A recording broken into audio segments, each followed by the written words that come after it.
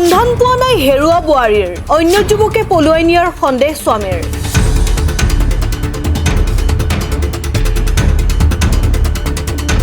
আজিও সন্ধান ওলোৱা নাই মিছাজান হেনচোৱা গাঁৱৰ বোৱাৰী মণি হেনচোৱাৰ স্বামীৰ কাতৰ আহ্বান কোনোবাই কিবা সম্ভেদ পালে খবৰ দিবলৈ উল্লেখযোগ্য যে যোৱা 19 মেত ফুৰিবলৈ যোৱা অৱস্থাত মাতৃগৃহৰ প্ৰায় নিৰুদ্দেশ হৈ আছে মহিলাগৰাকী 2.5 বছৰীয়া এটি পুত্ৰ সন্তানক এৰি থৈ গৈছে ইতিমধ্যে পৰিয়ালবৰ্গই হালুৱাটিং থানাত এই বিষয়ে এজাহাৰ দাখিল কৰিছে যদিও কোনো ধৰণৰ সম্ভেদ ওলোৱা নাই মহিলাগৰাকীৰ ইফালে স্বামী ৰিণ্টু হেনচোৱা গেলেকেৰ ইটিপি নিবাসী মানৱ গগৈ নামৰ যুৱকজনে প্ৰলোভনেৰে পলুৱাই নিয়াৰ সন্দেহ প্ৰকাশ কৰিছে লগতে মহিলাগৰাকীক কোনো নাৰীদেহ চক্ৰৰ হাতত বিক্ৰী নাইবা হত্যা কৰি পেলোৱাৰো সন্দেহ প্ৰকাশ কৰিছে স্বামী ৰিণ্টু হেনচোৱাই মোৰ পত্নী আজি যোৱা 19 মে তাৰিখে নিৰুদ্দেশ হৈ আছিল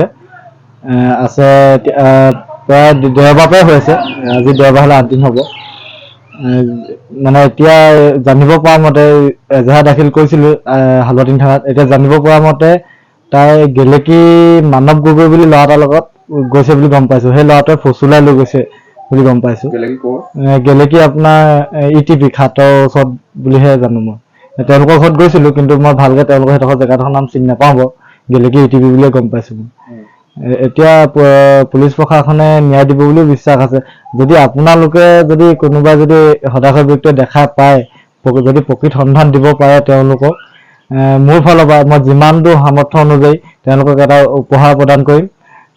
যদি তেওঁলোকে প্ৰকৃত মানে দেখা দিব পাৰে ৱাইফৰ ফটো আৰু যিজন ল'ৰাই ফচুলাই লৈ গৈছে তেওঁৰ ফটো মই পাইছোঁ তেওঁ স্ক্ৰীনত দি দিম আপোনালোকে যদি দেখা পায় 6029840335 নম্বৰত আপোনালোকে কল কৰিব এতিয়া লগতে এতিয়া আপোনালোকৰ পৰা সহায়ো বিচাৰিছোঁ এতিয়া সেই ল'ৰাটোৱে ফচুলাই নিছে কিন্তু কি কাৰণে নিছে নাৰী দেহ চক্ৰ ব্যৱসায়ৰ লগতে যোগাযোগ কৰিছে নে কি মই সিমানটা নাজানো তাইক হত্যাও কৰিব পাৰে ভয় ভাবুকি খুৱাই মেলি কি কাৰণে নিছে এতিয়া সম্ভৱ মই গম পোৱা নাই এতিয়া 2.5 বছৰ ল'ৰা এটাও আছে মোৰ এতিয়া মোৰ চিন্তা হৈ গৈছে মই ঘৰত এতিয়া থাকিব পৰা নাই ল'ৰাটোক ৰখাব পৰা নাই নিশা দিনে টোপনি ক্ষতি কৰি কামো কৰিব পৰা নাই হাতযোৰ কৰি কৈছোঁ যদি কোনোবাই দেখা পায় তেওঁলোকক হেৰিটো দিব বুলি মানে মোক জনাব বুলি মই আশাবাদী 2.5 বছৰীয়া ল'ৰাটো মুখলৈ চাই আপোনালোকে যদি এখন সহায় কৰি দিয়ে মই নথৈ আনন্দিত হ'ম নাজিৰৰ প্ৰৱাহিদালৈ ৰিপৰ্ট অসম টাইম ৰাইজৰ কণ্ঠ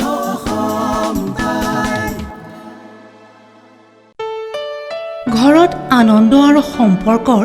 চমক বজাই ৰাখিবলৈ জৰুৰী হৈছে সকলো আনন্দময় মুহূৰ্তত মৰমৰ উপহাৰ দিয়াটো সেইবাবে মধুশ্ৰী জুৱেলাৰ্ছে আনিছে সকলো ৰঙীন ক্ষণৰ বাবে বিশেষ গহনা হীৰাৰে হওক সোণৰে হওক বা ৰূপৰে হওক